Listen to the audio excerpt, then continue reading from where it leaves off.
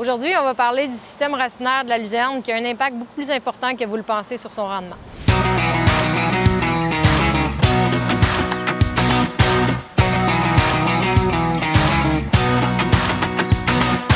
Bonjour, je m'appelle Roselyne Gobeil, je suis agronome pour Semican. Ici, on est aujourd'hui au centre de recherche de Semican. Au centre de recherche Semican, on fait du croisement de céréales pour développer des nouvelles variétés.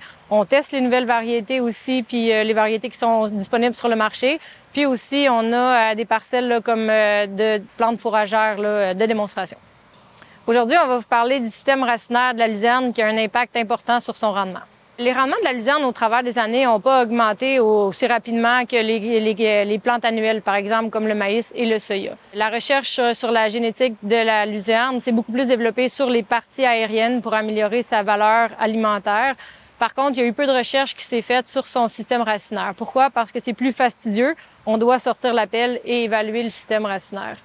Par contre, ce qu'on se rend compte, c'est que le système racinaire a un impact beaucoup plus important sur le rendement qu'on pense, parce qu'il peut se développer de 5 pieds par année en profondeur pour atteindre jusqu'à 30 pieds. Bien évidemment, c'est si le sol est bien structuré et que toutes les conditions le permettent.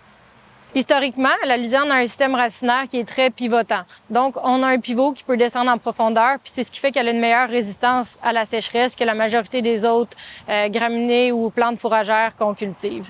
Donc, par contre, avec le temps, ce qu'ils ont réalisé, c'est qu'on peut obtenir un système racinaire qui est ramifié. Donc, il y a beaucoup plus de ramifications qui permettent à la plante d'avoir une meilleure absorption des minéraux, une meilleure absorption de l'eau. Après ça, une meilleure tenue aussi lorsqu'on a un cycle gel-dégel au niveau de la résistance au soulèvement, puis aussi au niveau de la résistance à l'hiver et aux ravageurs. Donc, en venant diversifier le système racinaire de la luzerne, au lieu d'avoir juste une pivotante, mais d'avoir un système racinaire qui est ramifié, on vient de beaucoup améliorer son potentiel de rendement. Il reste encore beaucoup de questions à répondre là, sur l'amélioration du système racinaire de la luzerne versus le rendement. Parce qu'il y a des nouveaux systèmes d'imagerie numérique qui permettent d'améliorer plus rapidement ce système-là. Par contre, il faut encore voir à évaluer c'est quoi le potentiel de rendement supérieur. La racine pivotante de la luzerne a peut-être un meilleur stockage des glucides, puis va chercher un petit peu plus l'eau en profondeur, fait que pourrait avoir encore un avantage sur le rendement. Par contre, dans des sols qui sont un peu plus humides, le système racinaire ramifié de la luzerne pourrait améliorer son rendement.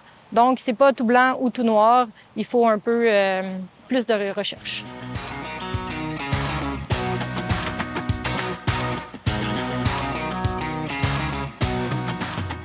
La combinaison, dans le fond, des deux systèmes racinaires, donc pivotante et branchue, dans un même mélange fourragé, peut aller chercher l'avantage des deux.